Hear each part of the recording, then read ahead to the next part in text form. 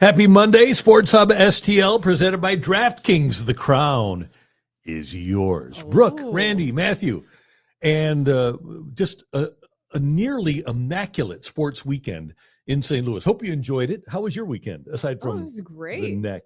Yeah, neck issues for me this weekend. Okay, tell us. So Brooke going a little, who was the model?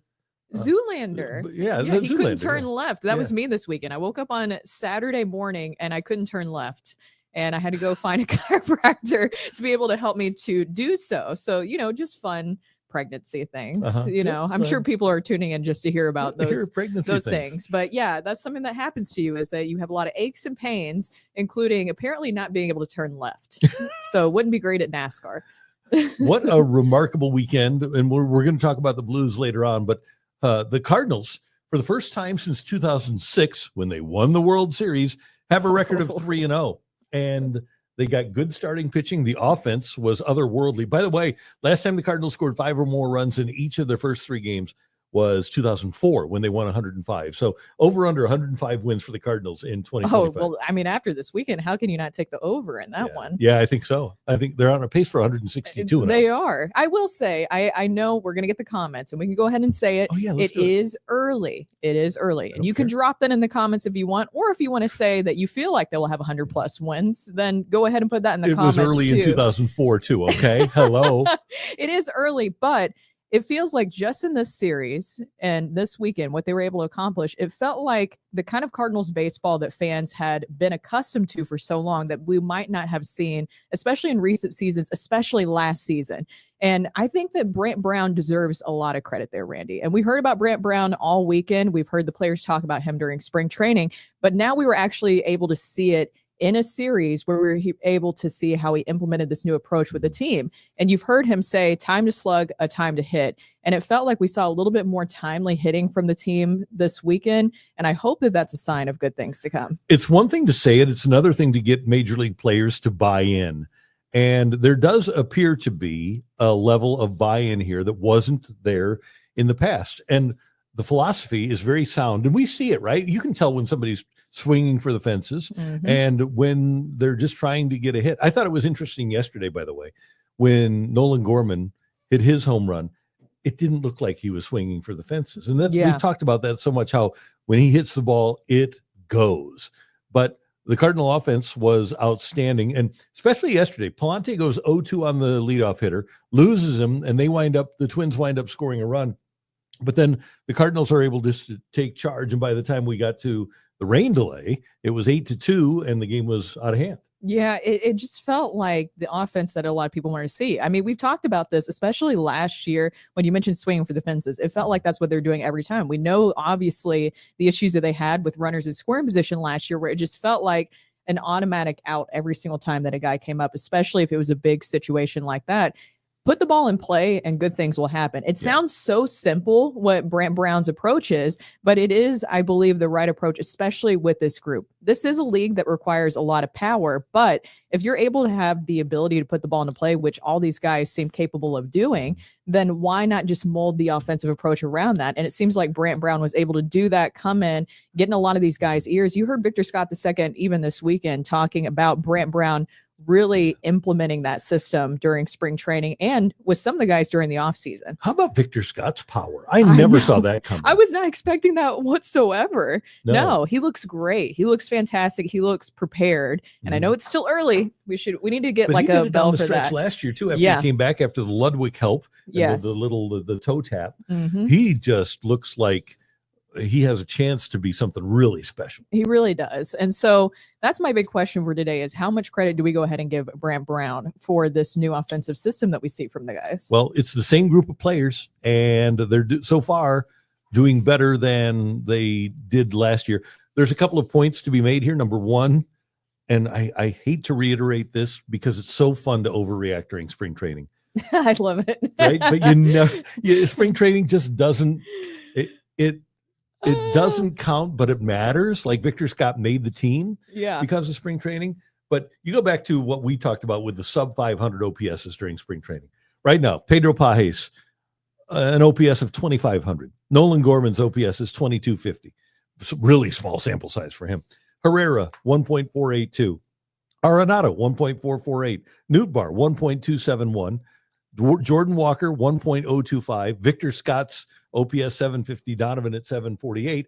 And only the Cubs and Dodgers, who have played 2 more games, have scored more runs in the National League than the Cardinals have. So there's a lot to be said for using spring training as a runway to try to get to where you're trying to get. And it looks like the Cardinals did that. You think about last year, too, especially when it came to pitching. Remember, it felt like the pitching staff, instead of giving up 2-strike hits, they were always, the pitching staff was always giving up 2-strike hits. And now it feels like it was the Cardinals offense. They were getting the 2-strike hits this time. I think the approach at the plate, the discipline that you were seeing at the at-bats, it just felt like the guys are taking better at-bats. We're getting a lot of the comments in right now. This could be Ben. Brant Brown is so good that he also fixed the Blues. He did. They've won 8 in a row, 9 in a row.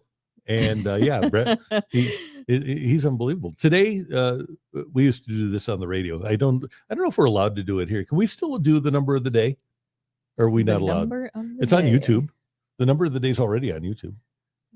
I feel like we should be able to use audio from PBS. I would think it's so. Public television. Yeah, it is for now. Aren't they under a fire? I was going to say, Voice of America's gone. I feel like we might not have PBS. It's under fire because they're radicals. Protect Big PBS. Bird. Big Bird. Protect the Muppets. Protect Sesame Street. And in fact, to support Sesame Street, I say we risk it. If the Blues do it, we're playing number of the day. Okay, let's do it. Eric Sontag, our buddy here from Distinguished Gentleman. Distinguished. He is a distinguished gentleman. Neither word was correct. Neither word. Okay. Domesticated gamblers. Sometimes sophisticated. Sophisticated? Yeah, I said that one day. I said domesticated. Domesticated is right, isn't it? Domesticated gamblers. I have a certifiable man crush on Brant Brown. I haven't gotten there yet. Well, at what point will you? I don't know. I don't want to. You're still falling in love with Brant Brown. I don't want to rush into a relationship with Brant. So you're kind of still in the wine and dine stage with totally. Brant Brown. You need to be wined and dined a little bit more. A little bit more. Yeah, but it can happen. But I'm impressed by what the Cardinals have been able to accomplish. By the way, we've talked only about the offense so far. Sonny Gray, his start on Thursday. We talked about it on Friday. 5 innings, 2 runs. Eric Fetty on Saturday. 6 innings, 1 run. Then yesterday, before the rain delay, Palante, 5 innings, 2 runs. That's another thing the Cardinals will need to get. And I really do look at this, Brooke, as, and I hate it but it's 2025. It's not 1975 or 85 or even 95. But 5 innings is what pitchers are expected to deliver now. So what the Cardinals got from their opening series, and they did it all, by the way, with pitch counts in the 70s. So maybe we'll get 6 or more innings out of these starting pitchers. But for what baseball is in 2025, that's a really good first 3 through your rotation. It really was. And the bullpen, I saw that somebody commented saying the bullpen has been as good as advertised too. Drew Higgins saying that.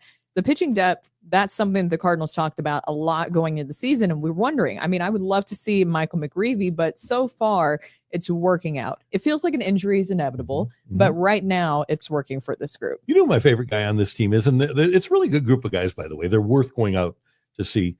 But I don't know if right now, because we don't know the players very well, but what a nice person Steven Matz is. Steven Matz is super nice. He is very, very nice. We got to get him on the show because he is a friend of the show. Does he still work with a big league impact?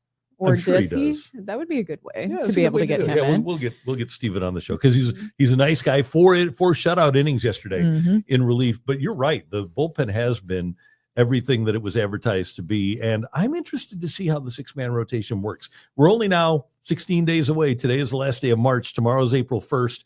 And April 15th is when we go to the 6-man rotation. And Bubs, thanks. Yeah, we will not forget the bullpen. How about the 4-inning save by Matz? Yeah, that's Water Boy. That was big time. And Steven has always had really good stuff. His only issue is staying healthy. That's right. That's the biggest thing. Yeah.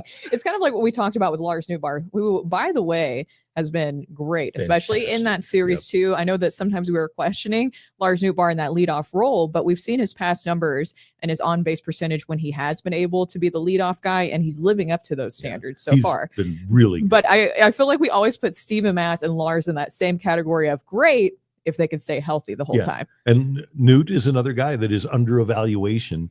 And the evaluation of him will be, can he play 130 games? Everything else, if he does what he's done in the past in terms of hitting the baseball and not striking out, if he does that stuff, he'll be fine. The evaluation of him is different than the evaluation of Jordan Walker, different than the evaluation of Gorman. You already know that the evaluation of Gorman is bringing that strikeout rate down and hitting the ball more. The evaluation of Jordan Walker is going to be, can what he is, unchanged by the Cardinals, when they tell him you be you, can that be successful?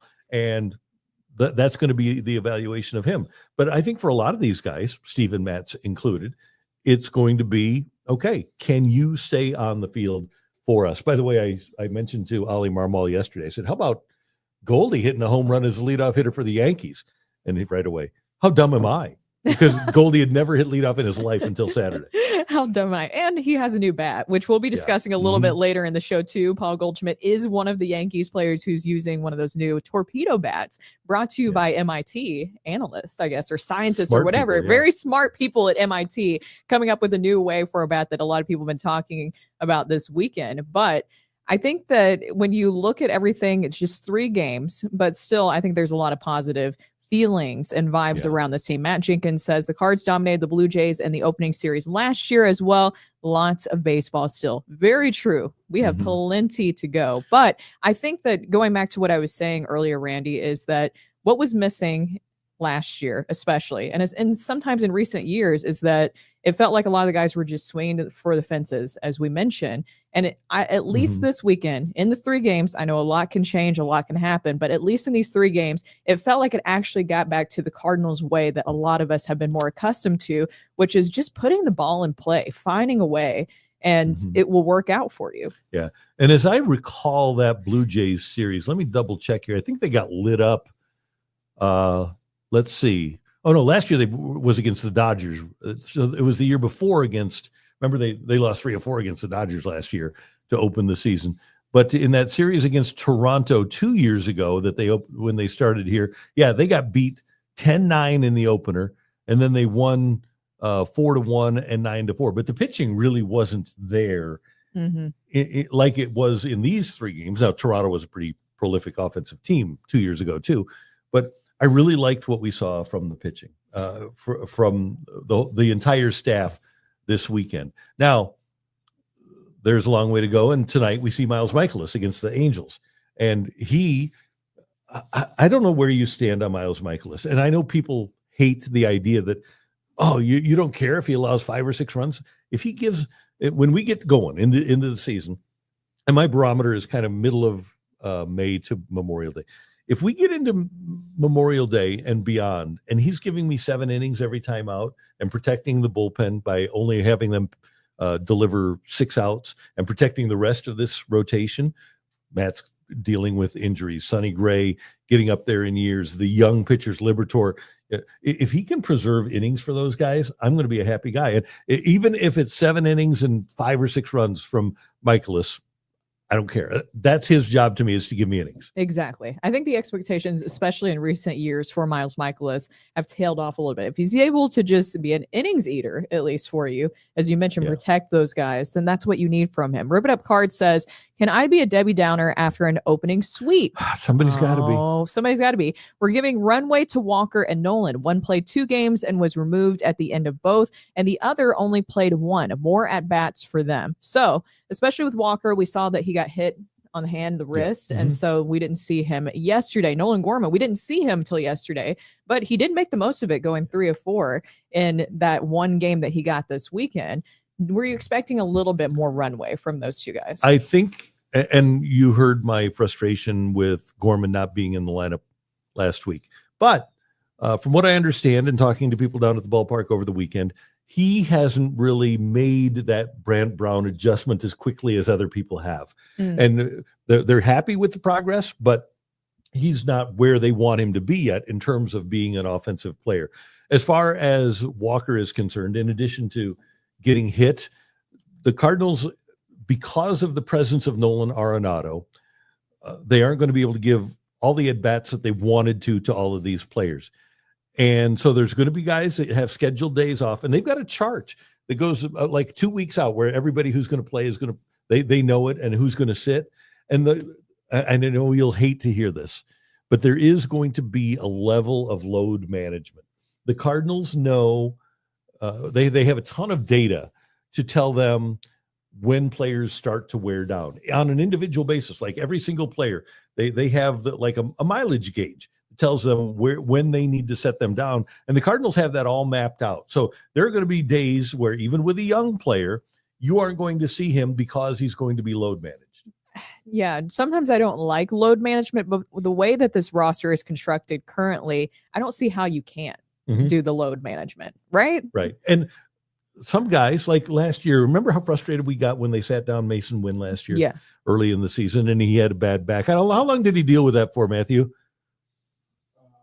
Yeah. Oh, Boo. boo. Oh, but anyway, so it is amazing the amount of data that they have that, okay, after a guy plays this many days or has this many at-bats in a row, he starts to fall off. And so they map this all out, and that's how they give players their days off. But then the other part of this is the fact that Nolan Arenado, who's played very well in the early going, has taken some at-bats away from people, whether it be Nolan Gorman or Brendan Donovan at some point, or even Alec Burleson.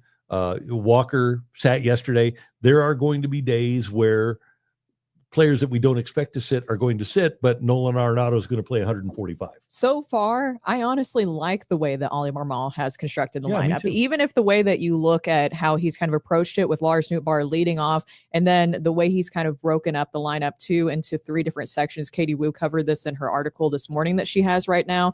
And you have Nootbaar, you have Wilson Contreras and Donovan, and those are guys who are high on base percentage guys.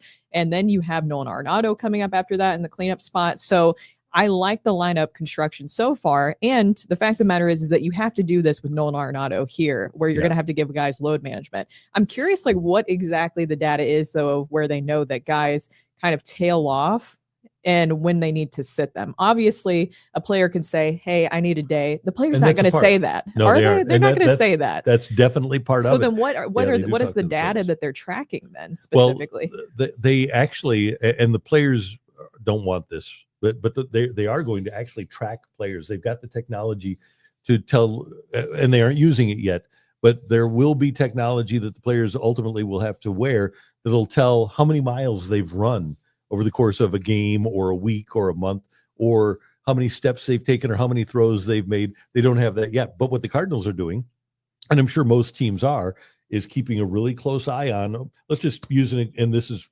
totally hypothetical, but let's just say that Victor Scott II, for five times in a row, he plays 5 days in a row, but then on the 6th day falls off. That's the sort of math that they are developing, and they've done it at the minor league level, and they have apparently very specific data at this point already, and it's not as good as it's going to be. The players don't want to wear this. I could see why. Yeah, because they want to play every day. Yeah, they don't want the teams to say, nope, this is where you fall off and you need your rest. So we have some comments coming in from King Bash. This is a very young and hungry group. Remember what Victor Scott II said? Youngry. We need to get that on like a shirt of some sort for the Cardinals. Let's sit back, relax, and watch them shock the league. The Central is ours. Look, the only undefeated team in the Central right now. So we're starting off things on a high note. And I know it's early. It's just 3 games. I feel like I'm going to probably say that about 20 million times today, but I still like what I'm seeing, because any team that averages 5 runs on offense and plays clean defense, which we saw in those 3 games this weekend, they're going to do well. I feel like you at least feel better about them than what you saw last year, where it felt like with runners in scoring position, you knew that they were not going to be able to come up, and they lacked timely hitting in general last season. And I hate to throw this on 2 guys, but we talked about it the entire time last season. The biggest problem last year was that the Cardinal Stars, Goldschmidt and Arenado, were not performing when they needed to perform. Yes. And one of them's not here, and one of them in the first 3 games performed. And now you have young players. And that was another interesting thing about yesterday. People that have been around the club the entire spring training. Katie Wu, our friend from The Athletic, John Denton from MLB.com, Derek Gould from STL Today. The young players are taking ownership of this team, and they're much more confident in the way they're going about their business because they don't really have to defer to anyone. Nolan Arenado isn't going to say, hey, don't do that. And the Sonny Gray isn't going to say, don't do that. So the young players are taking ownership of this team and infusing it with their own personality. And I think that lends to, especially with a guy like Victor Scott II, a little bit of swagger that maybe they didn't have a last little bit year. of swagger. And finally, we talked about that. It felt like last year was a bunch of like Boy Scouts, nothing against Boy Scouts or Eagle Scouts, whatever, but it just felt like maybe they were taking that approach a little bit too much. And nothing against Paul Goldschmidt, fantastic person, nothing wrong with it. But of course, the players are going to look to Paul Goldschmidt. They're going to look to Nolan Arenado. Those are the guys who have the resume. So they are going to emulate those guys. Paul Goldschmidt is a lot more kind of a stoic figure and more lead by example rather than being extremely vocal. Do you remember when Newt said that his goal for the whole season was to get Goldie to do the pepper grinder? Right. And Goldie would never do the pepper grinder. He's just like, he's a lunch pail, just go to work, clock in, clock out kind of guy. He's a very stoic person and there's nothing wrong with that. But I think that when that is kind of the person who has the resume that is leading the room, whether he wanted that role or not, you're the one who's getting paid all that money. Like Nolan Arenado and Paul Goldschmidt, you're getting paid a lot of money. So then the players say, well, I want that kind of payday. I'm going to kind of model my behavior after yours. Right. There's nothing wrong with business-like, but in a baseball clubhouse, sometimes you can become too business-like. You can kind of become a briefcase team. Remember in the Yankees when they won in 2009, and that's what they were called, a briefcase team, because players would walk into the clubhouse with a briefcase and they get out the Wall Street Journal, and they hired. That sounds so weird. Like I just imagining that it's just so weird. But they signed Nick Swisher because he was a goofball, and he changed the dynamic of that team. Yeah, and there's a lot of guys on this team with great personality. I think Lars Nootbaar clearly has a great personality, but Alec Burleson's a really funny guy. I'm sure that I feel like the Cardinals have actually put him out on social media a little bit more, showing behind the scenes. He's really funny. Victor Scott II is serious, but you can tell can have fun at the same time. Has that swagger. Confident. Mason Wynn has that swagger too, which I know it wasn't exactly a great weekend for him, but still he has that confidence. He has that swagger. So I like that we're embracing that personality from the team and just letting them be who they need to be. Wilson Contreras, another guy who's like that. Even Nolan Arenado. We talked about this with Bernie last week, Randy, but you know, Arenado had mentioned going into this season that he's actually healthy. And it sounds like so simple, but he admitted he wasn't healthy going into last year and how much that kind of affected his mindset. And you can tell that physically he feels better and mentally he feels better because of that going into this season. That goes back to what we were talking about, where the player's always going to say, I want to play. And I don't know what sort of data they had or what sort of information they had about Arenado last year, but clearly if you watched him, you could tell that he wasn't healthy, but he didn't want to sit down. By the way, Jay Renegade Rides, curious to see how this team responds when things turn down for a time. Slumps will happen, but will the team actually stay the course? And again, I go back to the last time they scored 5 runs or more in each of their first 3 games, 2004. That team dealt with adversity. They were 16-16. And they wound up winning 105. So this team, even if they're 16-16, don't worry about it, Jay. They're going to be okay. And when they get to 105 wins, you can thank me.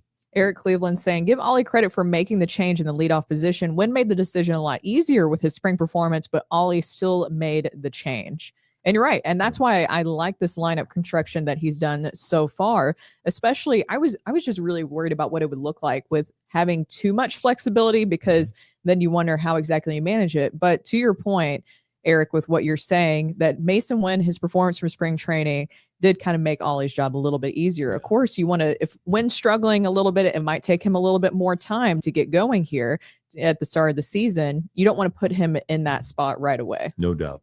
Ocean View Coffee Shop. Looks like Marmol might finally have the Cardinals together. They did play a really good team game, didn't they? They did. From start to finish for this series. They did things that they scored early, even though they didn't score the first run yesterday. They scored early to help out the pitchers. The pitchers, when given the lead, protected that lead for the hitters, and the hitters kept piling on. Everything that you need to do to win games, you did to win games. I would like to know where Ocean View Coffee Shop is. Yeah, well, like which ocean? Because it looks beautiful. I can see a little bit of a photo there.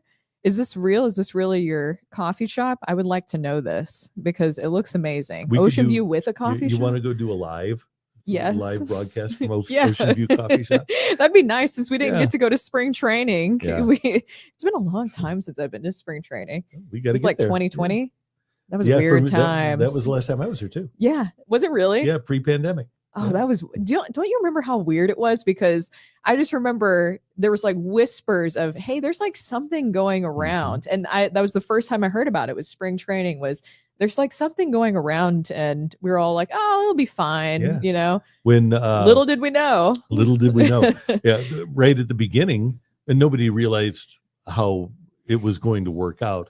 But when we were down there was when people get autographs from players as players are driving into the players' lot, Yeah. and they started disallowing autographs of the players. They didn't want any people around the players at that It was point. weird. And they got us out of there too, by the way. Yeah, they did. Things shut down very quickly. Ryan Knowles, I take back what I said about Gorman. Takebacks are allowed here on the Randy Karraker Show with Brooke Grimsley. Yeah. Or you can just deny. You just like, you know, I didn't say that. Ellipsis said, I'm a Gorman believer, so I was excited to see him go 3 or 4 yesterday with a dinger. I am also in the Nolan Gorman camp. And maybe to your point of what you're hearing and what you were talking about yesterday, where you were able to talk to some people down with the Cardinals, is that he probably maybe isn't fully bought into the Brant Brown approach, and he has his own hitting coach. We hear that with a lot of players nowadays, though, where they have their own people specifically that they work with. Mm-hmm. And for a lot of guys, it does work. Yeah. There's a reason why a lot of them do that. And I want to clarify, because he has worked exclusively with Brant Brown. And it's not the approach as much as it is changing the habits, changing the swing habits, because he had gotten to that point where it was all about launch angle and getting the ball out of the ballpark. And I know there's a lot of left-handed hitters that hit that way. He doesn't need to, though. He can be, Nolan Gorman can be a really good hitter. He doesn't just have to be a slugger. And I make the comp all the time to Kyle Schwarber, right? But Kyle Schwarber strikes out a lot more than Nolan Gorman needs to. Kyle Schwarber swings hard because he needs to hit the ball out of the ballpark. I don't think that Nolan Gorman needs to swing the bat hard to get it to go out of the ballpark. Yeah, I don't either. I think that he has that natural ability. It's just, I think a lot of people are tired of seeing the strikeouts. Right. But we've become so accustomed to it in Major League Baseball. We're talking about power dominates now. So do strikeouts. I mean, nobody talks about Elly De La Cruz and the amount of strikeouts he had last year. What does everybody talk about? What he was able to do offensively and stealing bags. Right. And so that's what Gorman needs to do in his own way, right? Is just hit the ball out of the ball yard. That's what you need to do. Even with the just put the ball in play. Eric Sontag says, doing all this with Contreras being 0 for 14, not a great weekend for him. I think he busts out tonight. 873 career OPS versus lefties, 905 OPS, and 20 at-bats versus Tyler Anderson. And Eric, thank you for that information.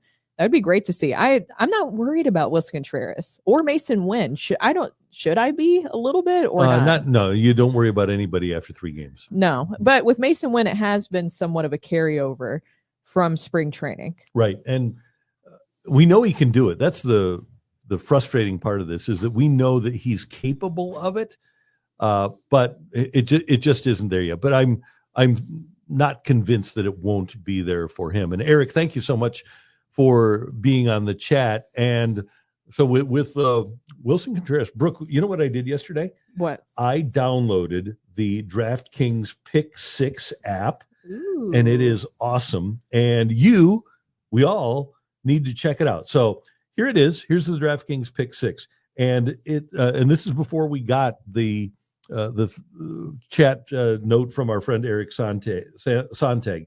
My 2 picks for today: Jordan Hicks, former Cardinal, pitching for the Giants, plus 3.5 strikeouts against Houston. I think he'll come back. He'll blow past 3.5. And I have Wilson Contreras to hit a home run. Wow. Yeah. And I can win real money today with DraftKings Pick 6.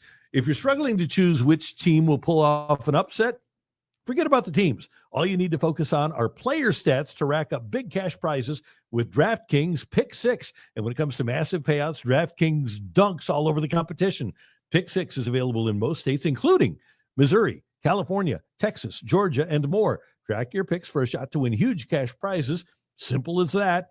And I've got my bet today. I didn't do very well last night. I had Brady Tkachuk to score a goal and Austin Matthews to score a goal. I didn't win, but I know that I can bounce back today. And you can turn your college basketball knowledge into cash today. New players get $50 in Pick Six credits instantly with just a $5 entry. Download the DraftKings Pick Six app now and use code STL Sports. That's code STL Sports for new customers to play $5, get $50 in Pick Six credits. Better payouts, bigger wins, only with Pick Six from DraftKings. The crown is yours. Now, Gambling problem? Call Do it 1-800-GAMBLER. now. Help is available for problem gambling. Call 888-789-7777 or visit ccpg.org in Connecticut. Must be 18 and over. Age and eligibility restrictions vary by jurisdiction. Pick Six not available everywhere, including New York and Ontario. Void where prohibited. One per new customer. Bonus awarded as non-withdrawable Pick Six credits that expire in 14 days. Limited time offer. See terms at picksix.draftkings.com/promos. Got all that? you should. Mm-hmm. You should. I might dabble in this a little bit. Oh, dabble. I feel like I should Yeah. dabble into this. You start as a dabbler. I know that's what I'm happens. afraid of. So Yeah. here's the thing that always has held me back a little bit with sports gambling. I'm trying to get into it a little bit more now. I'm a very novice gambler, obviously, but I'm interested because I do like making money, Randy.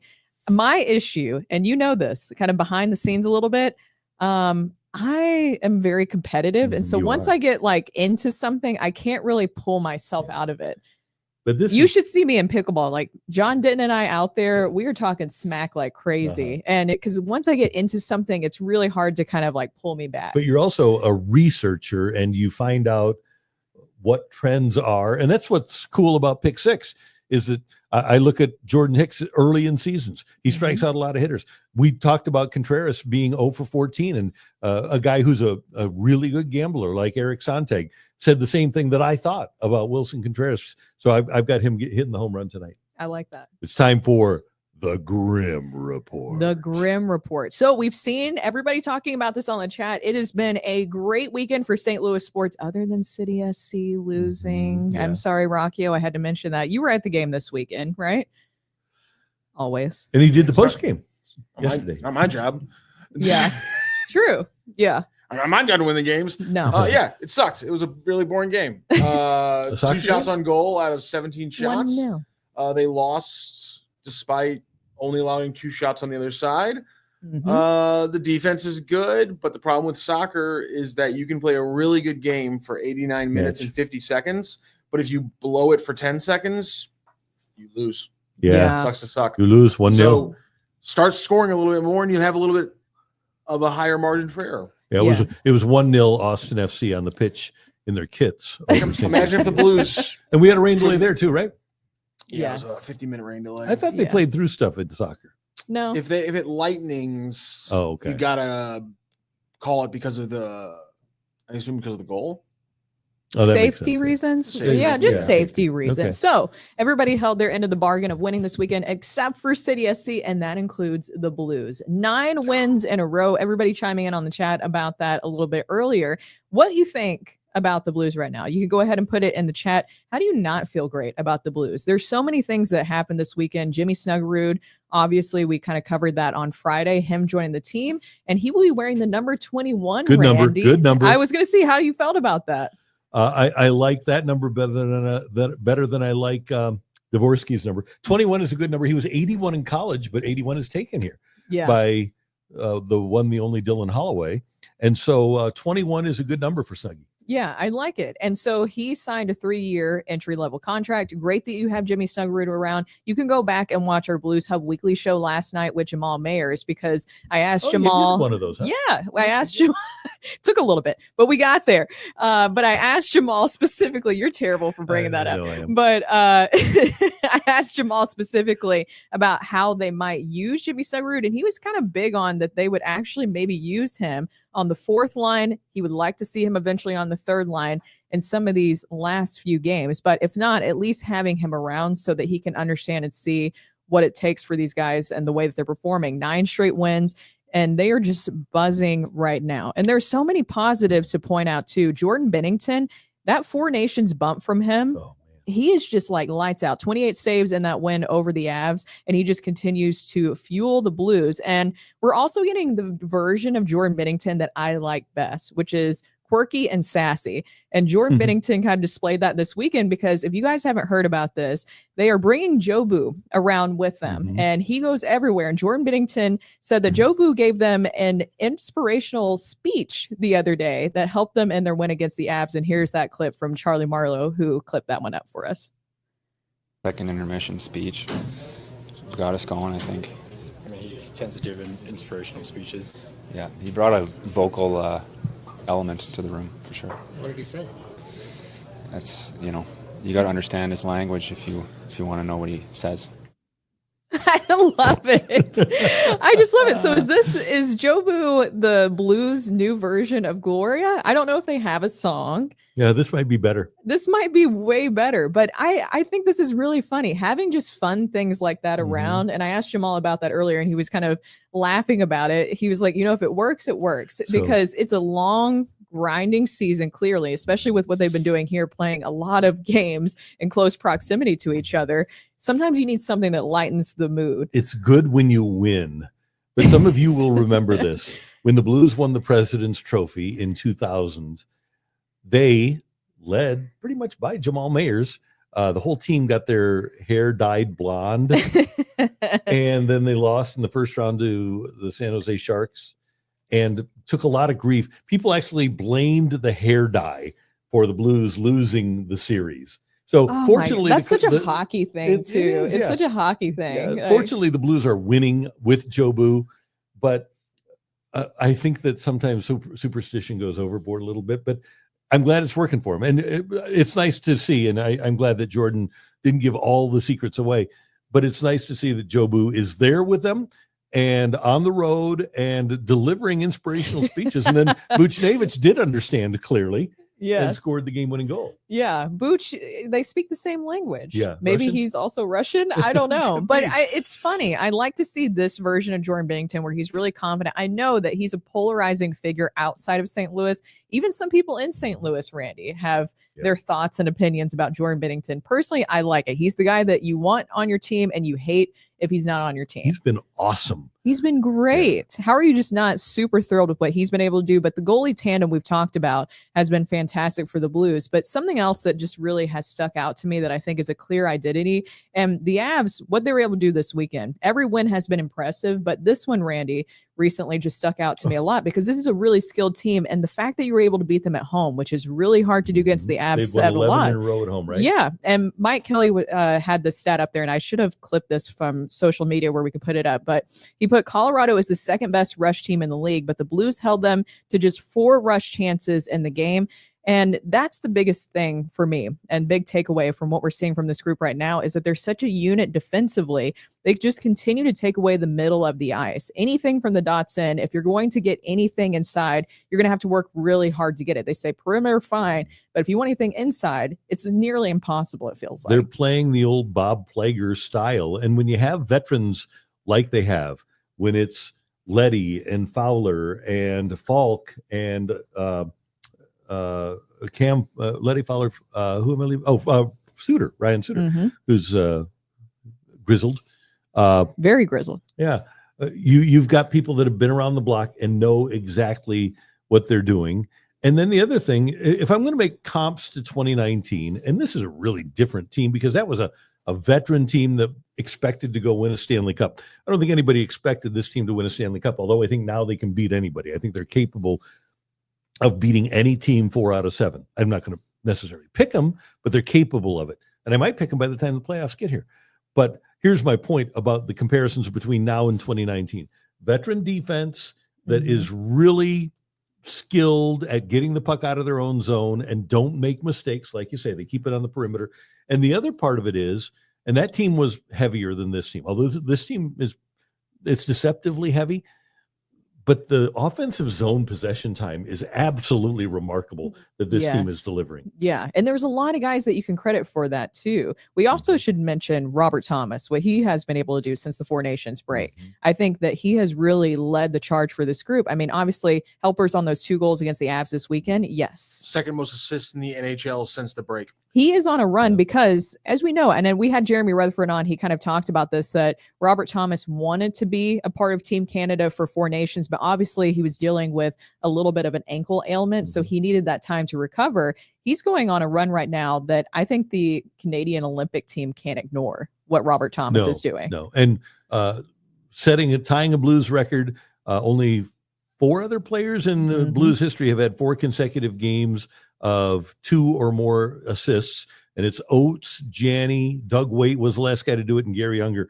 5 players now in Blues history have had a 4-game streak with 2 or more assists. That's nuts. That's super nuts. What are we laughing about, man? What? You really didn't like talking to us. Who, Bobby? What?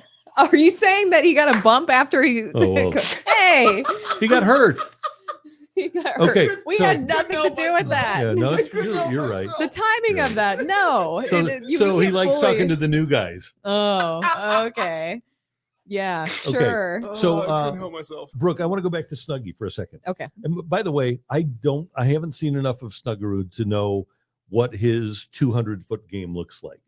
We have seen a lot of players, Robert Thomas among them, Jordan Kyrou among them, who have had to develop their 200-foot game at the NHL level. But you don't put him, you don't replace Thomas, Buchnevich, or Neighbors, do you? No. Second line, Shen, Kyrou, Holloway. No. Looking pretty good, right?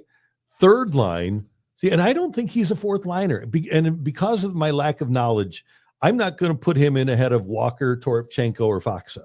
Yeah, and I think that Jamal's point to that was that, of course, like if you are going to slip him in just for a little bit towards the end of the season, is that you put him on that 4th line just because, right? So that he can actually get some playing time.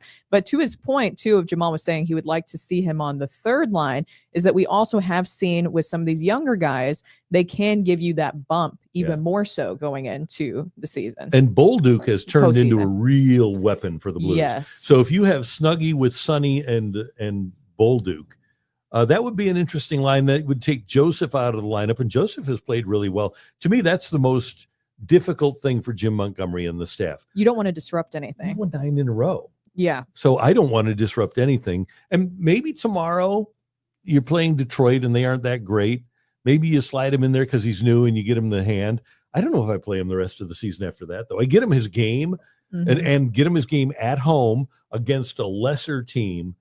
But I don't want to upset the apple cart. So I like the idea of having Snuggy here and being with the team, traveling with the team, understanding what practice at the NHL level is like, playing for Jim Montgomery, getting to know his teammates.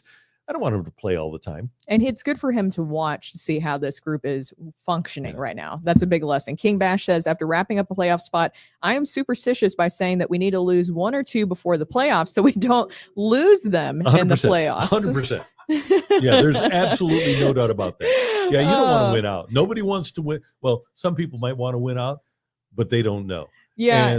And I know a lot of people are kind of wild card spot watching right now because obviously there's a difference of who you would face first. And I asked Jamal Mayers about that last night because either it would be the Golden Knights or the Jets. And he said, well, you know, the players are going to tell you it doesn't matter whatsoever. And he doesn't say that it necessarily matters, but he was kind of leaning a little bit towards the Jets, which is something that we were talking about. Yeah, I think there's a couple of things that go into this. Number one, the Golden Knights already have the Stanley Cup pedigree. They have so many players that have won. They know how to do it. I think that's a big deal. The other part of it is the Jets not only don't have that pedigree, but they have the history of losing to the Blues in the playoffs and losing big games. And Binnington has the history of beating Hellebuck in big games. So I am on board with holding back a little bit to play Winnipeg rather than Las Vegas. Yeah, and you know they're not going to hold themselves back. But I think in an ideal situation, you'd prefer that matchup first for the Blues because you just feel better about it for those reasons. Now, something else to watch for, Colton Parayko has been traveling with the team, and he will be ready here soon. So who's the odd man out in that situation? It's going to be Tyler Tucker. He's the only one. And it sucks because he's done everything right. I like Tyler Tucker, what he's been able to do, but just kind of situationally, you have to get Colton Parayko back in there, especially as you get ready before the playoffs. And Tyler Tucker's the odd man out. But Jamal was saying last night that it kind of puts everybody else on notice because of how well Tucker's been playing. Right. You have some bad games, you drop off a little bit, Tucker will be ready to go and take that spot because he has played well. So do you plug Parayko right back in with Cam Fowler? I would. And then your second pairing would probably be Falcon Broberg. That's your number one group right now. So I would think Falcon Broberg and then Letty and Suter. Okay. I guess okay so. with Yeah, you have to get Colton Parayko back in there. Eric Cleveland says Tucker has shown that he can play at the NHL level. Not a bad thing to have in a pinch. Hey, Exactly. By the way, can we give some credit where credit is due here? That Doug Armstrong is the best general manager in the National Hockey League. He deserves so much credit. I'm glad that finally the national and international media, I'm looking at you, Canada, are speaking more about what Doug Armstrong has done in this situation, because now so many people, I've watched so many different podcasts that covers the NHL, they have finally brought up the fact of this was a fleece job by Doug Armstrong, and they're giving him credit, and they can't believe that Edmonton did such a poor job of evaluating the importance of especially Broberg, because Broberg actually helped the Oilers down the stretch. He was an important part, but also not being able to evaluate that Dylan Holloway could be this top 6 guy. Yeah, it's remarkable Yeah. how good those players are. I also think this has been huge. It's just they were right about Colton Parayko. Mhm. Like Yeah. again, I'm not saying they were right to let Petro walk, But they were right but about part of the Parayko. calculus was Colton Parayko can be a defensive master in the NHL, and he has reached that level. And so you combine it with the active stuff, you combine it with the stuff that's kind of been burning for the last 3 or 4 years, the fact that the goalie depth from this organization has just been in-house now for the last 4 years, 5 years really before that, when you got Jake Allen. I mean, they're churning out goalies over and over again.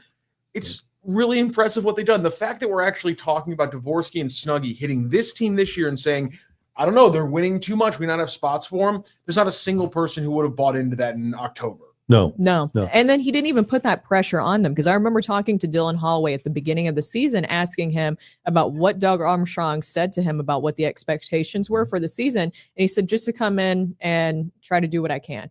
There was no talk about he needs to be a top 6 forward for this team. It was more of just kind of working your way into the system, because remember, the expectations weren't that high going to this year. It was more kind of an approach of a rebuild of sorts, or a reset for the Blues, and having a lot of these young guys work together. Those expectations were not put on Dylan Holloway to become a top 6 guy, but he elevated himself because he finally got a chance that the Oilers didn't give to him. I think the other thing that we need to look at here, and this was just a logical leap for Doug Armstrong, he didn't see the Blues having a top 10 pick in the near future, because they haven't had top 10 picks. When's the last time the Blues had a top 10 pick? Was it Petro? We'll go back and check the draft. But the reason that I bring this up is because they were able to get Broberg, who was 8th overall, and Holloway, who was 14th overall, and get them for a 2nd rounder for Broberg and a 3rd rounder for Holloway. It's thievery. So we know that these guys, when you get picked in the first round of the draft, especially the top half of the first round, we know that you have talent. And the Blues recognize the talent of these 2 players and went out and basically fleeced Edmonton to get them, with the knowledge that the Blues wouldn't have the ability to draft players like that in the near future. Here's the other part of it. You allowed Edmonton to prepare them to be really good for you. They played last year in the playoffs and the Stanley Cup Finals, and now the Blues have these guys playing at a really high level after Edmonton got them ready for the Blues, essentially. Yeah, he's kind of the master of the pivot, because we're not even talking about the Torrey Krug contract right now. We're not even talking about Alex Pietrangelo. Of course, that'll be something that people always remember about Doug Armstrong, but I think the way that he's really kind of closing out his legacy as the Blues GM is that we will now remember this, and he's setting things up perfectly for Alexander Steen to take over the GM, because Dylan Holloway and Philip Broberg are so young that this really just sets up a nice structure for Alexander Steen to take over. And I know that I should give Steen credit too for these offer sheets. I know that he's been working in lockstep with Doug Armstrong on all these decisions, because that's how Army's been doing things, of preparing Steen for this next level. But now when we're looking at the end, where we're kind of talking about John Mozeliak and Doug Armstrong, how they will be remembered towards the ends of their careers, now with Doug Armstrong, we're going to be talking about this, about how he's been the master of the pivot to kind of turn the conversation away from that Torrey Krug deal, which obviously hasn't worked out, the Alex Pietrangelo deal, not signing him. And now we're talking about the way that he was able to do something that is kind of taboo in the NHL, but really worked out for the Blues in their future. By the way, Dvorsky was number 10 overall, but before that, Snuggerud number 23, Bolduc number 17, Neighbors 26, Nikita Alexandrov was 62. They didn't have a first rounder that year. Before that, Robert Thomas was number 20. Kyrou was number 35. Tage Thompson, part of the Ryan O'Reilly deal, was the 26th pick in the draft. And Robbie Fabry was number 21. So it's not like you to go back to find a player who was actually in the top 10 like Broberg was. Last time the Blues drafted in that area was Petro back in 2008. So Michael says they didn't let Petro walk. He wanted to leave. That part of it, but it was because it was the terms that he was specifically looking for. And they could have kept him, and he would have stayed here for a little bit less money, but he wanted the no movement clause. Exactly. And they were not. Movement clause. They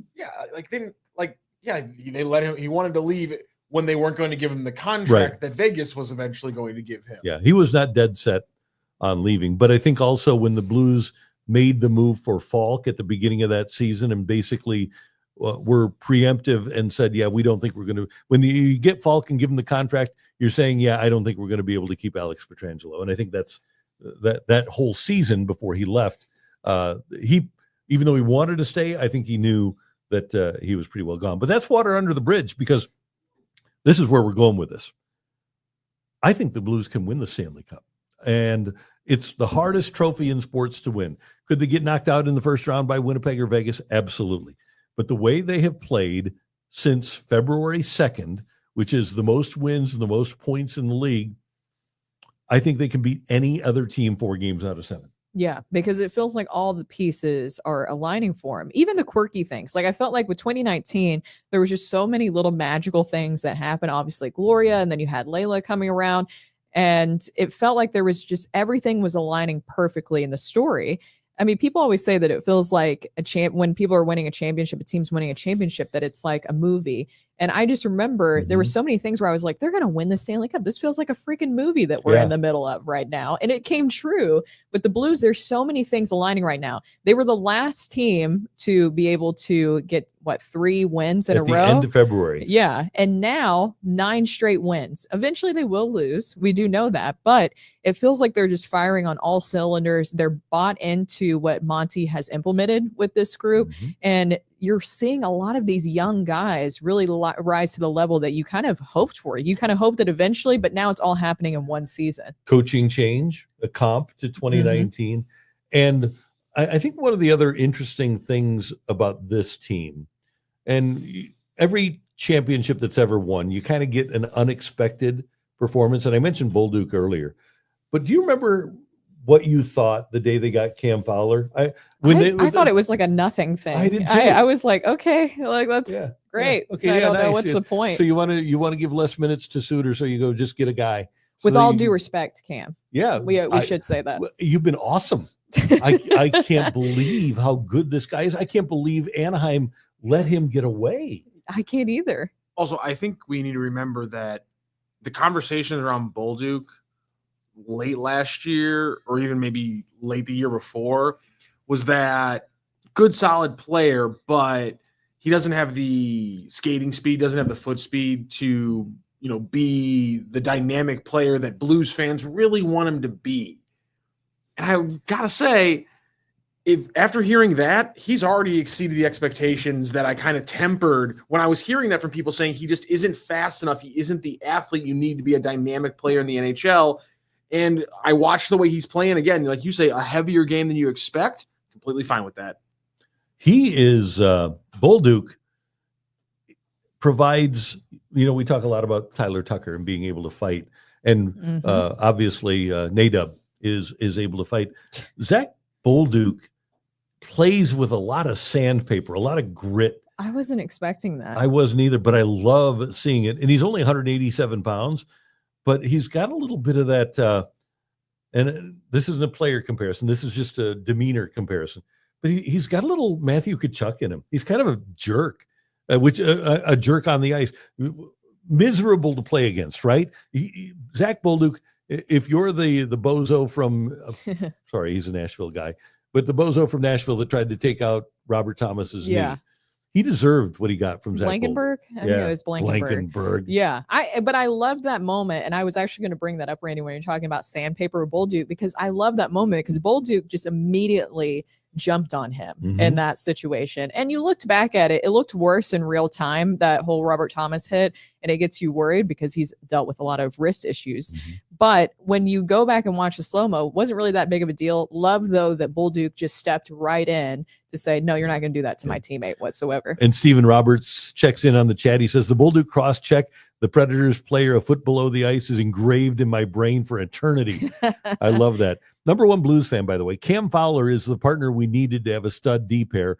Circa, Petro and Bo. It was actually Karraker and Bo in 2019. But they've been looking for that partner for Colton for a long time, and that's why they got Letty. That's who is the other? Scandella, Marco Scandella. Oh yeah, I forgot about. They've had some guys that they wanted to pair with him, and it looks like Fowler is the perfect guy. And you notice that too when we're talking about all the pieces coming together, is like finding the right people that are working with people like Colton Parayko, finding that guy that works with him.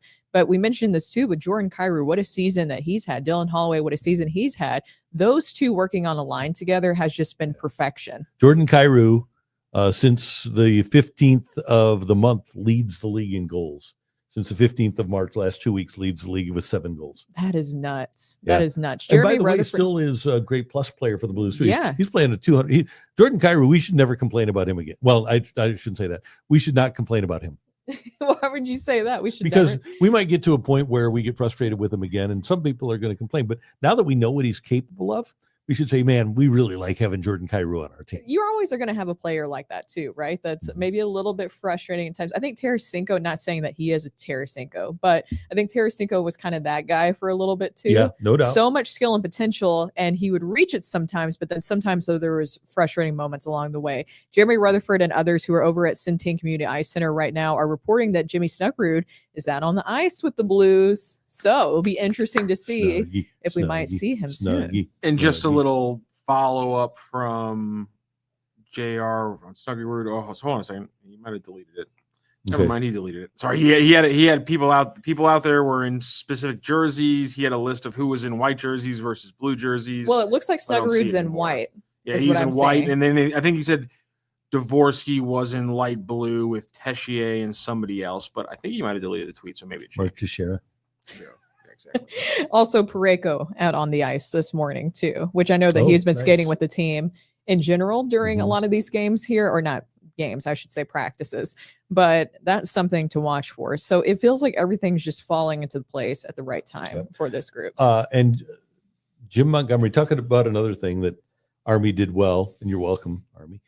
Because I put it on X the day that right after I saw that he had been fired by Boston. I went. You didn't even. I mean, like the body wasn't even cold yet for Drew Bannister, and you're already putting out there. No, he was. He was still employed. He was, and you were like, "Go ahead, ship him out." This is one of those moves. It was kind of like when the Cubs got Joe Madden.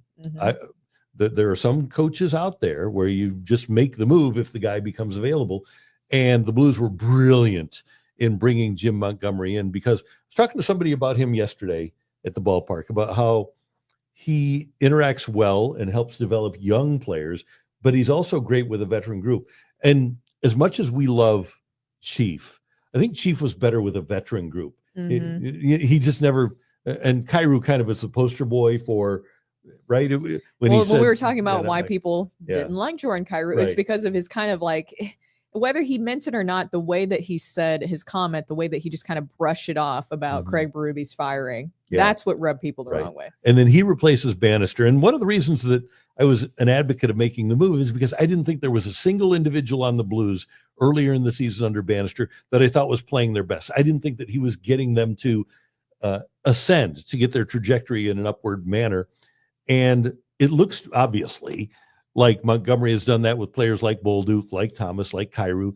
Those players are getting better, but the veteran players like Braden Shen, like Justin Falk, like Cam Fowler. I was going to say They Cam Fowler. really appear to enjoy playing for Jim Montgomery. He's a coach for everybody. And Army had said, I don't know if it was when he gave, I think it was when they gave Bannister the full-time job. He said, these days in the NHL, there is a teaching coach and then there's a championship coach. And when your teaching coach has the team ready, then you hire the championship coach. I think Jim Montgomery is both. I think he is. Yeah, he is both. And the way that he was able to work with the Blues staff too, obviously has a lot of ties to St. Louis before he came the head coach here. But the way that he works with the staff and being able to see him, remember when everything happened in Dallas and then the Blues gave him another shot and he joined the staff. I was already hearing about him then and the way that he was able to do things. You know, he was able to really work with the guys, make things fun too, which I think the players appreciate. Having Jobu, it sounds so small, right? Having Jobu in there, like but there's not a lot of coaches that would allow something like that to happen in the locker room, or even let Bennington be able to be that candid about how making jokes like that. Yeah. You know what I mean? There's not many coaches who would do that in the NHL. And you need somebody to embrace that attitude.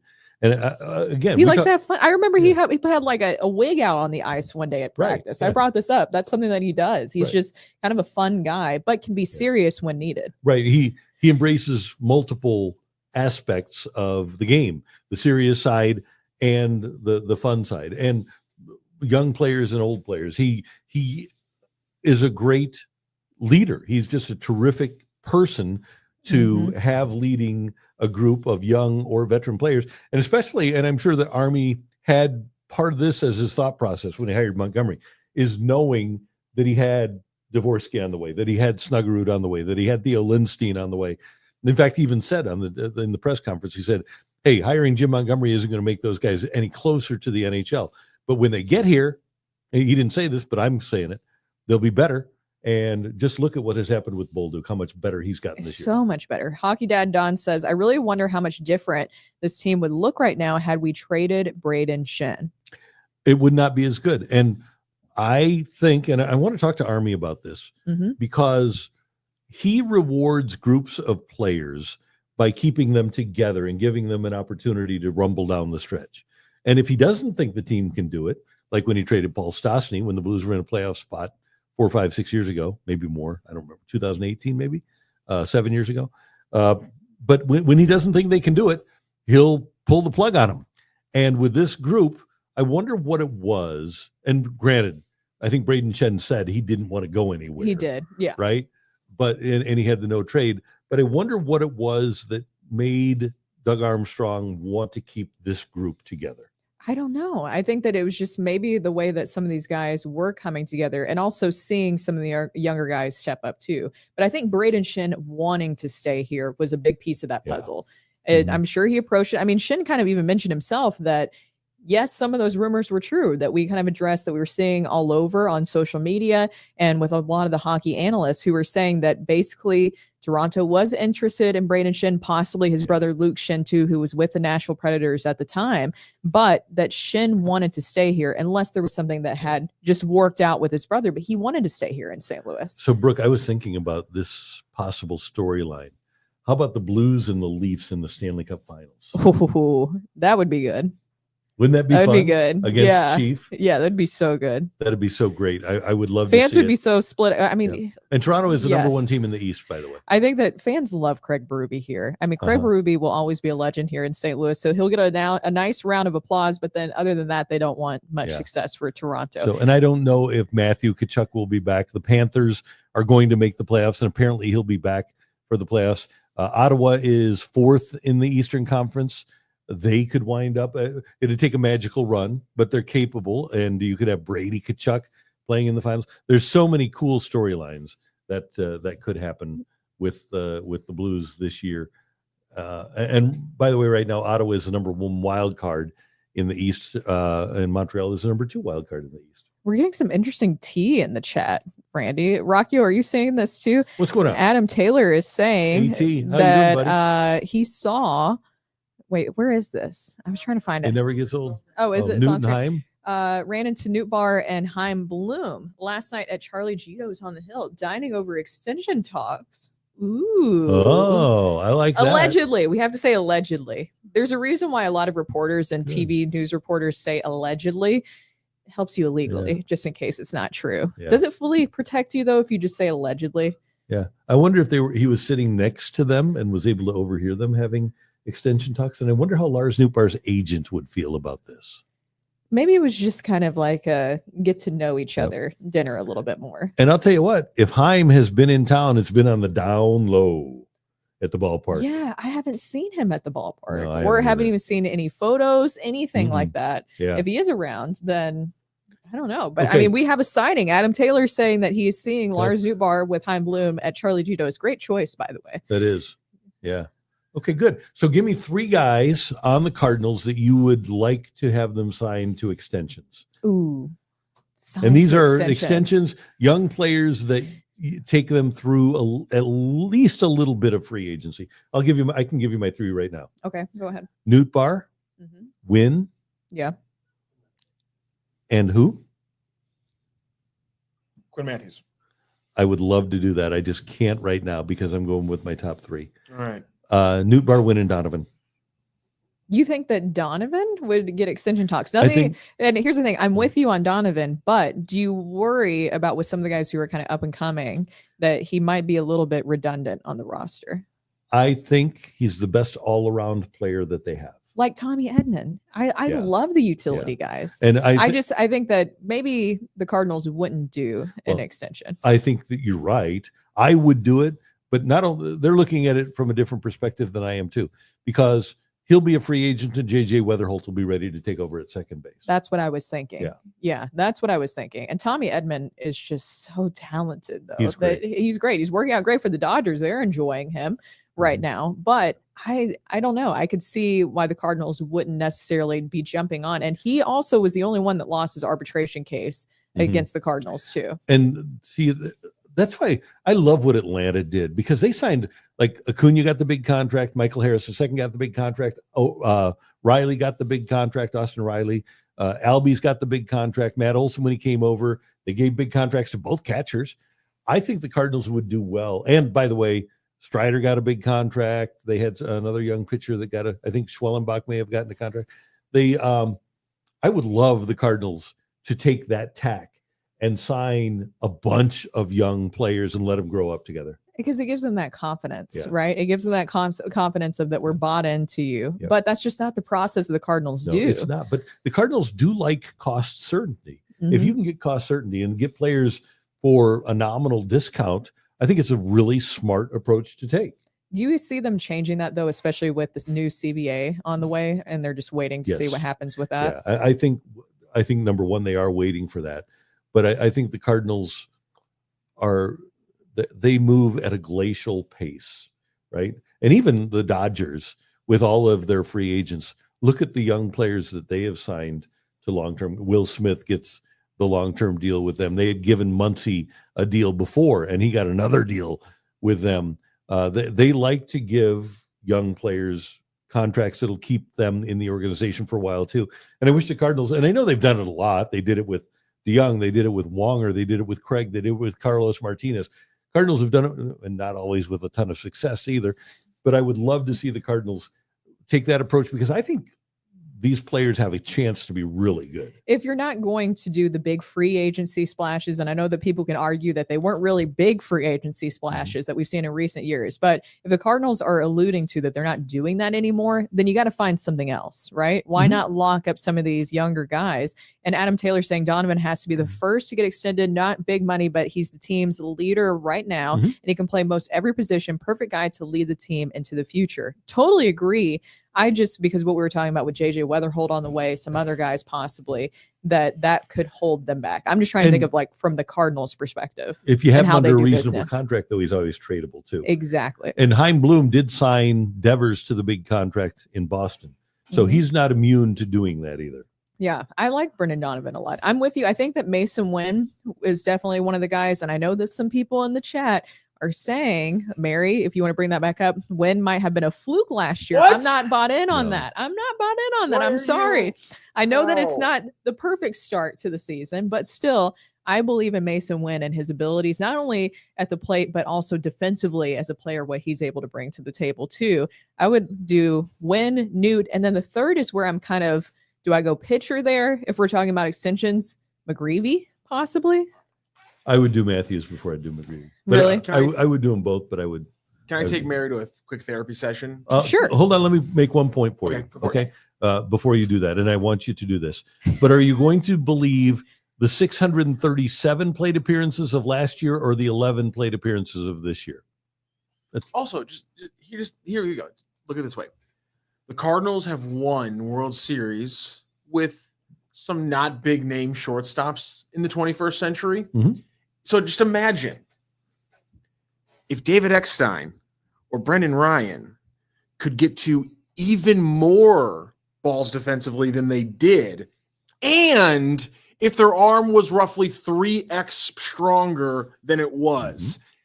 And then just be like, if I can have that defense supercharged, and the offense isn't even any better than you got from those guys.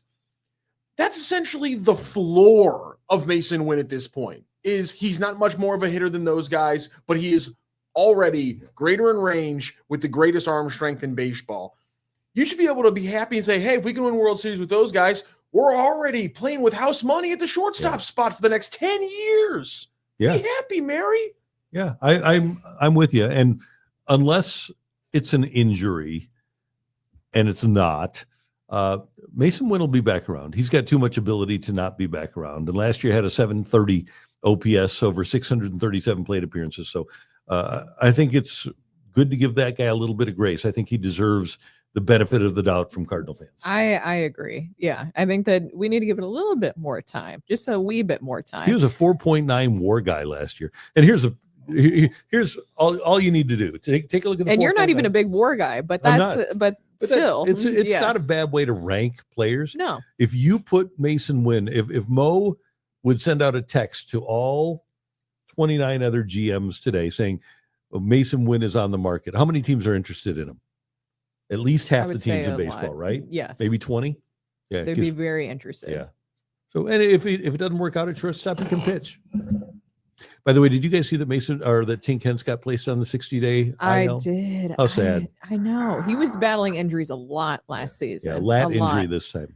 Oh, Interesting tweet from Darren Drager, who quote tweeted Lou Korak showing Snuggerud and drills at practice. Mm-hmm. And Darren Drager, you would know. Again, not a local guy, TSN Hockey Insider, though.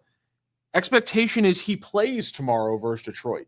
I think that's smart. I would want to play him against lesser teams.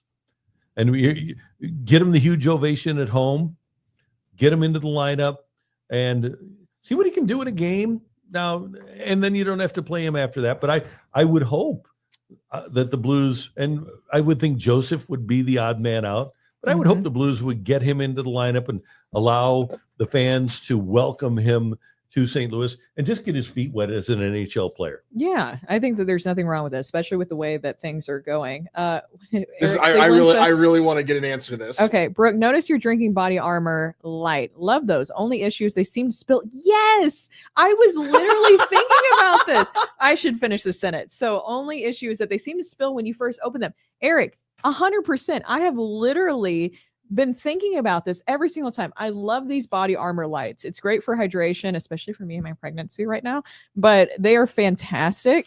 The only thing, Randy, is have you ever had like a drink where every time you open it, like it's like even you didn't turn it over. Mouth of it is too big. Yeah. Is that what it is? But it's just, it spills out. Like there's some. And so I'll be driving here and every time I open it, it spills out. See, look at the size of the, Look at the size of the mouths of these two bottles. This is Propel, by the way.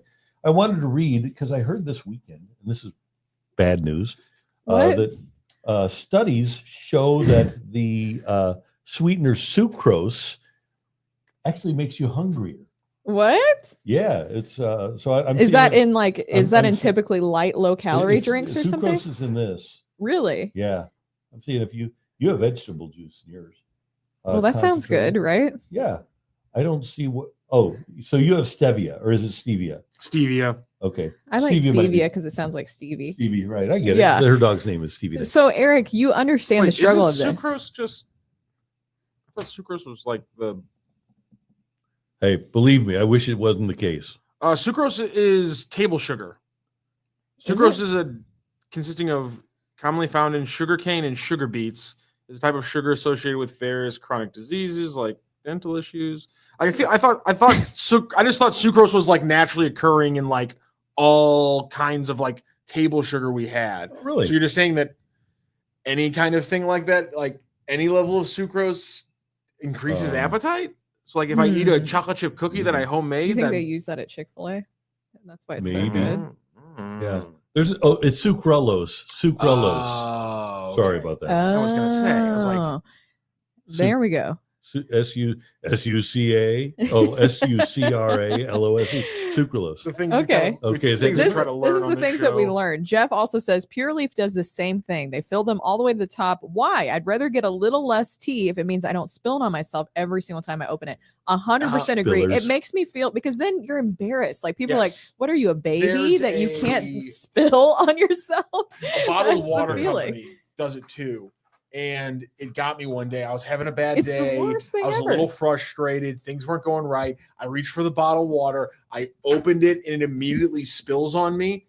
And I lost it. Completely lost it. Just I wanted to throw it through a wall. You're So, trying yeah, to drink it like I a don't know why baby. Randy's drinking this like a toddler.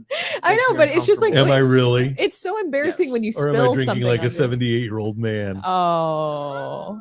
I don't know why, but like people holding cups or holding knives and forks in odd ways, it makes me so uncomfortable. Oh, really? Why? Oh god! Like you ever seen somebody who like holds their fork? Oh, yeah, I've seen it. Yeah. Or like who holds this. their fork Yep. like that or that? Yep. Yeah. I don't know what it is, man. That You do it like drives that? me up a Like- wall. it's like a scoop. Scooping? Yeah, like people who use their fork Um, like this. So do you guys Wow. hate the fact that being ambidextrous as I am, You're I- amphibious? I, hold- didn't know that I'm about yourself. amphibious, yeah. Okay. I hold my, like if I'm eating a Is that a steak, Zoolander joke? Yeah. I think that's a Zoolander joke. It is. I hold my fork in my left hand No, you're telling. and I hold my Here's you right, can read my minds. so my knife is in my right hand. So I can do this and then I eat and I always keep my hand in. You guys, how do you guys go about it? Can you use like when you're What? eating? So when I'm eating a piece of steak, my fork is in my left hand, my knife is in my right hand. Okay. And I cut with Brooke's cut with my right. Uh-huh. Do you guys do that? Or are you one-handed? Are you like not amphibious? I am also amphibious when it comes to eating because if Okay. I'm eating like a steak or something like that, especially if I'm in a nice restaurant, it's fork in my left hand, knife in my right, That's where I am. and I do the backhand method. Oh, But okay. if I'm at home and I'm eating like a bowl of cereal or fried rice, anything else with a fork or Uh-huh. spoon, it's in my right hand and I'm just going at it. But like again, if I'm slicing mac something, and cheese. I switch it around. Mm. Either knife or spoon. We're not getting into that again. But yes, so I am ambidextrous because you have to, because the proper way, if you're eating at like a steakhouse or a think. nice restaurant, you gotta be cutting your food and doing the fork. Yeah, the I correct use way. my weaker hand, my left hand, for kind of keeping the knife in place. And Okay. then I believe that's Then what you I do. switch? No, I don't switch. But I Okay. have seen that if you are primarily right-handed, that it's actually better for your brain if every once in a while you engage your left hand. Like in the morning, if you brush your teeth, use your left hand or I use something my like that. left hand to brush my teeth. You do? Mhm. But you're also amphibious. I as am amphibious. So yeah, this could be Ben says left hand fork for fancy food, right hand fork That's what I'm for saying. the That's rest. exactly what I'm saying. But I only eat with my left hand. Oh, you do all foods with your left? All foods with my left. Yeah. Oh no! In fact, you mentioned rice. I could not eat fried rice with my right. I couldn't keep I'm on it. the other side. I just You don't use I chopsticks. just did the motion. If I had to hold the bowl in my right hand and eat a bowl of cereal with my left, oh man, I would have legitimate trouble. I've never And I'm the opposite. eaten from this convection, but I can do fork and knife from this side. But oh my god, it's kind of like how, I don't know what happened. I'm right hand dominant, but I got to be the point where I'm always on my phone with my left hand. Me too. And I don't know how that I happened. don't do that. But now it's What? weird when I Hello? try to text with my right hand, but it's my dominant Hello? hand. In everything else, I'm using right hand. But Oh. my phone, I now am dominant with my left hand. It's the weirdest thing in the world. I got to tell you guys something. I hear better in my left ear than my right ear. I don't know why. Really? but I Has do. it been like that your whole life, or is this like No, a ever newer since I got phenomenon? old, yeah. Oh, this Have is, you- okay, this is so the old That's thing. the cue and headphone at radio going shows. Deep, we're going deep now. Okay. I've actually gone to a doctor and had my ear vacuumed out. You know, you can have your ear Those wax videos pop up on my social media do every they? once in a while, and I It's can't life-changing. watch It makes it. a huge. It's really good. So it could makes a you big actually hear better afterwards? Yes, and my ears felt better. So then was it just that you get one ear more backed up than the other, and you got to get cleaned out That's every once exactly in a what it while? is, Did you yeah. watch it happen? Because sometimes No, they have it where you can watch it while I they didn't do watch, it. no. Okay, And it I guess happens- I'm the only one getting yeah. those weird videos. It happens Those- a blink. But yeah, so if you have that ear problem, just go to an ear doctor and they can vacuum that sucker out. It'll be good. Hey, did you know Sports Hub STL is presented by DraftKings? The crown is yours. So DraftKings, and download that DraftKings Pick 6 app and pick 6 for tonight like I did. I've got Jordan Hicks going over 3.5 Ks, and I've got Wilson Contreras, the Cardinals home run hitter tonight, to hit one out of the ball yard. Ooh, I Hockey like down. those picks. I like those picks Thank a you. lot. Now, for overarching and our last big subject of the day, because we've seen a lot of people weighing in on this and wanting us to talk about this on the chat, including Hockey Dad Don, who says, what do you guys think about the Yankees using those crazy looking bats? Apparently, they're working pretty well. Only a matter of time before every other team is using those bats. So if you haven't seen it, obviously, Yankees, they have a pretty good lineup, but they have found a way to make them even better. And not every single guy is using this. We should note Aaron Judge isn't using one of these bats, but it looks like a bowling pin. And here's Michael K explaining these new bats brought to you by MIT. Now, you see the shape of Chisholm's bat. I do. It's got a big barrel on it. Well, it's actually a little bit lower than the barrel. The Yankee front office, the analytics department, did a study on Anthony Volpe, and every single ball it seemed like he hit on the label. He didn't hit any on the barrel. So they had bats made up where they moved a lot of the wood into the label, so the harder part of the bat is going to actually strike the ball. That'd be a weird way to hit. Going up there expecting to get jammed and putting the meat of the bat towards the label. It allow you to wait a little bit longer. Yeah, your weight, all right. You take back. It's really interesting. It looks like a bowling pin to me. I know that they could be a little bit thicker, but at the same time, it looks like a bowling pin. And look, it worked, especially if you watch the Yankees a little bit, some of the highlights this weekend against the Brewers. I mean, a 9-homer, 16-hit demolition against the Brewers, and you have those bats. And as Michael K explained, everything is perfectly legal about this. It goes along the lines of Major League Baseball, but it has brought a lot of attention to it. And a lot of players have spoken out about, well, you know, it's the Yankees, so the league's not going to really look into this. Do you see this as a form of cheating or giving a little bit more of a competitive advantage where it should be looked into? The Yankees worked with Major League Baseball during the offseason, and Aaron Lenhart, the MIT physicist, who went to players and said, hey, what part of the bat are you trying to hit the ball on? And they told him, and he wondered why, if they were trying to hit the ball with a particular part of the bat, why that part of the bat wasn't the biggest and hardest. So that's how the torpedo bat was developed. And no, I have no problem with any of this. It's legal. Baseball is totally on board. As a matter of fact, all the bat manufacturers have been brought into the conversation here. And when we talk about other teams, I guarantee you that everybody is ordering these things now. Matthew. I'm not sure who it was, but there was one Twins batter who was using it here at Busch Stadium this weekend. Really? Yeah. Ryan Jeffers, Okay, thank there you you very much to Wilson who had that. So he had his hands on it. Yes, so too, he had this hands on it torpedo bat. already. So Here's the thing is that it's all perfectly legal. It goes by the rules, and that's fine. It's just, why did nobody else think about this before? Well, because we aren't MIT physicists. Don't they have bigger problems to solve? I'm just saying. But no, I'm just saying, like, why had nobody else in Major League Baseball thought about this before? And do you think that there is some players, like we know Because that it's I mentioned Paul Goldschmidt is using it. We know that Jazz is using it. Now, a lot of people are talking about Aaron Judge. Aaron Judge is not using one of these bats. So that's really important to note. But do you think that some players would be hesitant or against it outside of the Yankees? Because then it almost would seem like way too much of a competitive advantage where people would even question some of your stats more, especially if you're looking at the Hall of Fame. A few years ago when I think Barry Bonds was the first to start using the maple bat because it was a little bit lighter. Everybody started using it. And then remember when a couple of years ago when Goldie started using the hockey puck base and other players used it. No, if it can give you a competitive advantage, if it's better than the previous tool, then you utilize it. Now, Pat Murphy, the manager of, I love this, the manager of the Brewers said, my old ass will tell you this for sure. It ain't the wand, it's the magician. If the bats help, I'm sure every guy in the league will be using them within a week. Oh my gosh. I guess my question would be ellipsis real quick. This is funny. Barry Bonds did a little more than switch to a maple bat.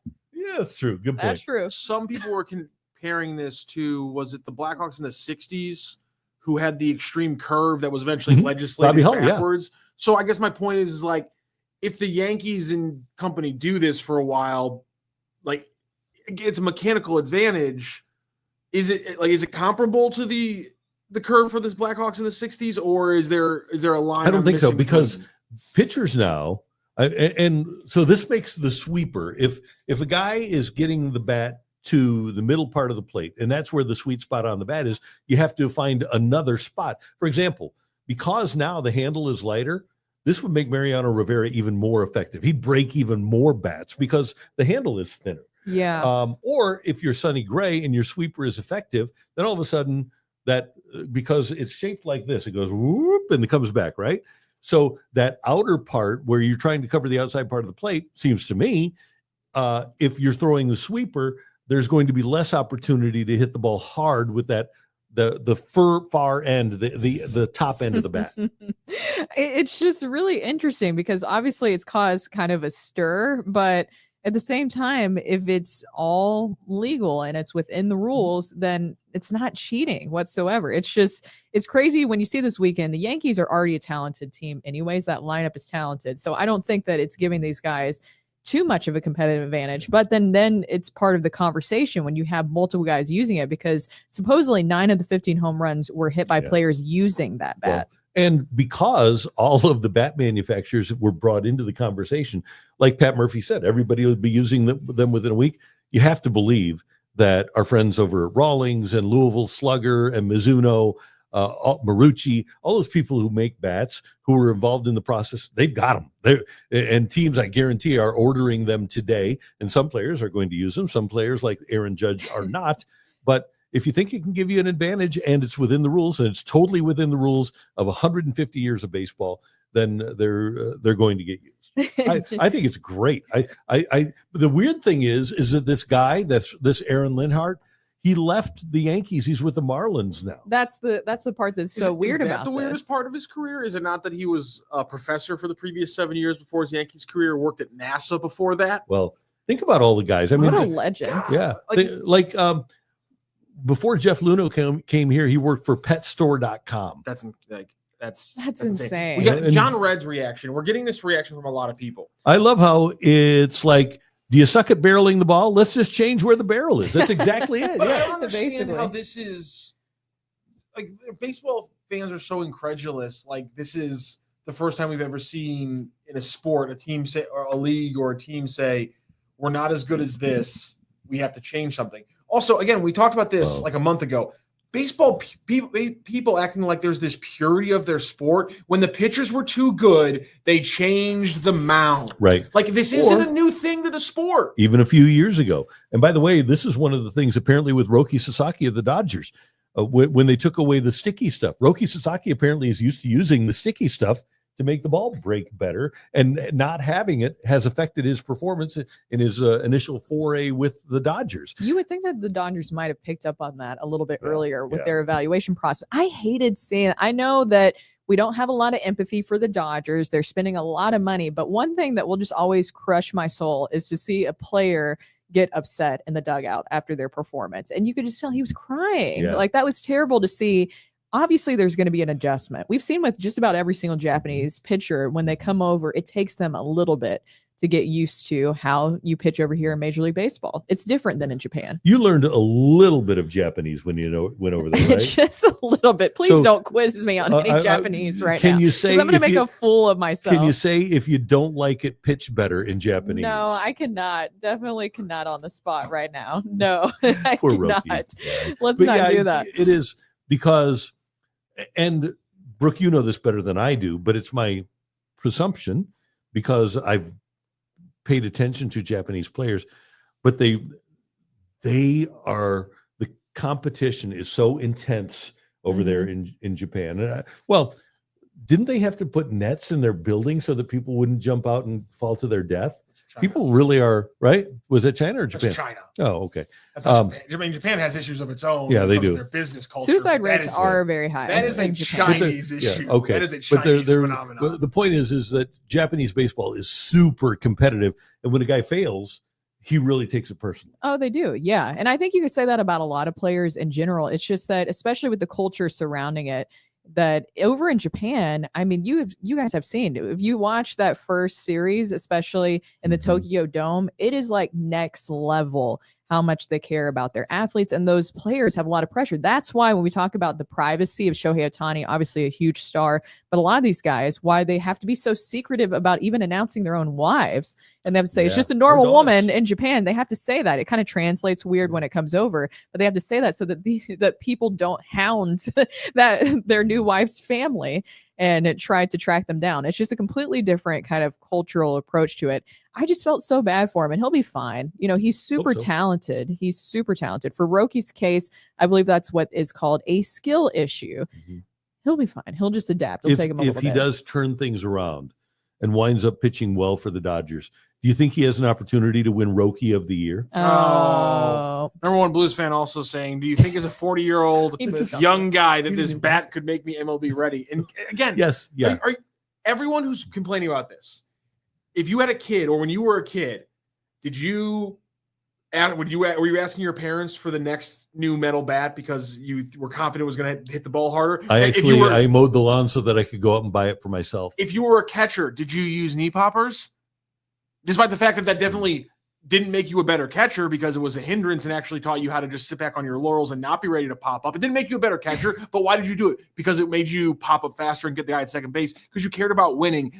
You didn't. Can we get those for her? About this, yeah, right. But I'm just saying is like if it's all about the purity of the game, at no level should you be okay with these mechanical enhancements. But I guarantee you, everyone does it. I don't know why this level of like, well, as soon as we're paying people and the money starts mattering, now I need some purity in the game. It's ridiculous. Hey, make sure that you subscribe to our YouTube page and like this video. If you haven't already, go to sportshubstl.com and sign up for the Hub newsletter sent to your inbox twice a week. And anytime St. Louis sports news breaks, you'll be the first to know about Sports Hub STL events and merchandise, get exclusive content and prize opportunities and more.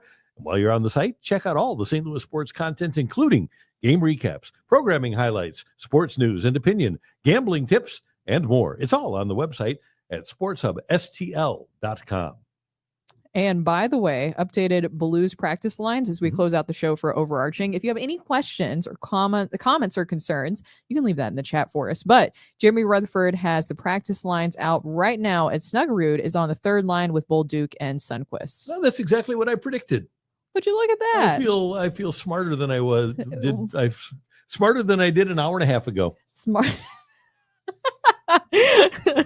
Thank you, Jimmy. Thank you, Jimmy Montgomery. Yes. And so we'll see. Maybe he will be playing tomorrow. Oh, I think he will. Yeah. You gotta allow him to get his ovation, go out and take his first lap as that's always as cool. a Blues player. I think it'll be good. All right. Anything else that we got? Samuel House saying, I suspect MLB is getting rid of their juice balls and using this bat design as an excuse. Not a bad idea. Oh. Bub says, great show. Thank you, Bubs. It's not a universal thing. Like Randy said, I mean, I'm sure there's some hitters who do not have the issue that he had, so they're going to use regular bats. Aaron Judge doesn't have that issue. I imagine that, let's go 20 years behind, in reverse. Albert Pujols would not have had that issue. How many times did Albert Pujols just stick out the end of the bat and catch the part that would now be dead and watch it go 400 feet? I mean, Albert Pujols would never have switched his bat. And so it's confusing why people think there needs to be a change. Yeah. So, Brooke, are you appalled at Hockey Dad Don's latest? I feel like I was trying to see if you are truly Hockey Dad Don, because that's such a Randy joke. That's such a Randy joke that you see there. Yeah, put it up on the screen. Oh no. Don't. Oh no. No, that's not the one that he was talking about. That's the one that he's talking about. And when I did, one time I did that. Shame, Hockey Dad Don. And shame. How offended are you, Brooke?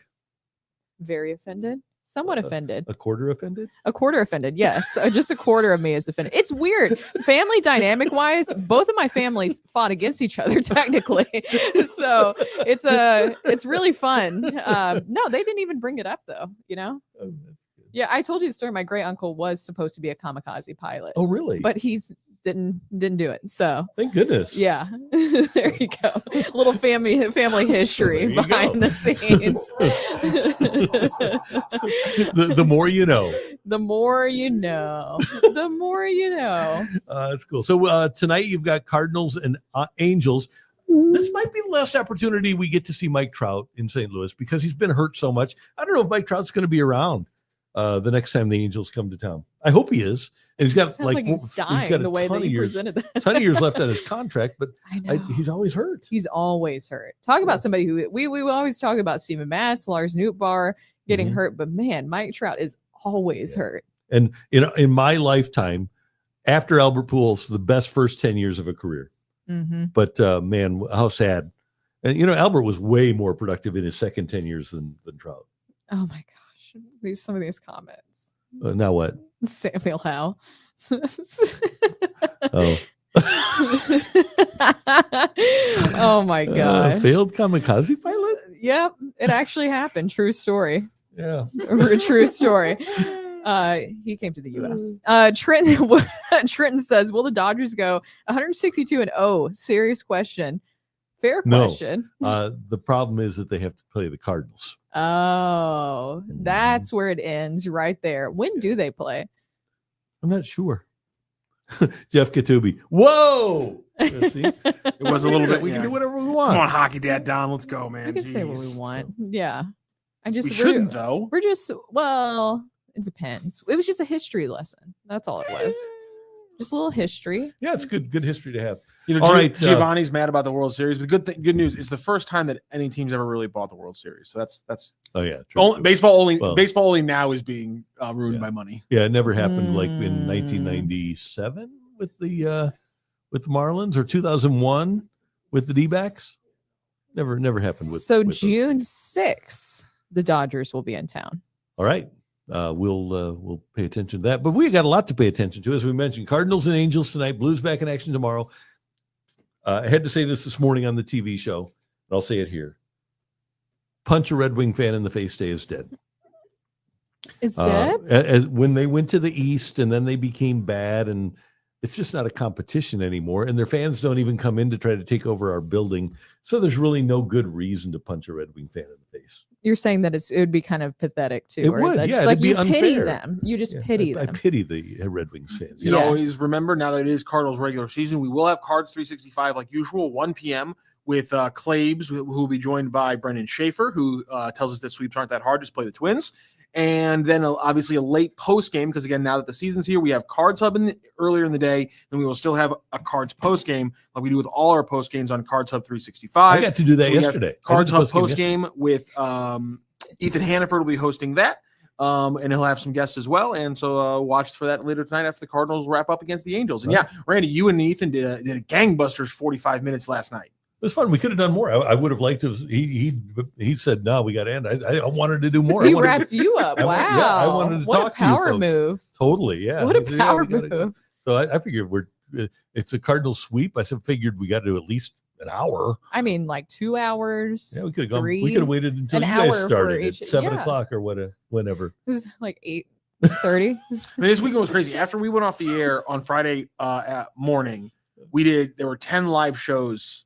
The rest of Friday, Saturday, and Sunday combined. We did 10 live shows, and just looking at the schedule right now, including the morning show this week, we have we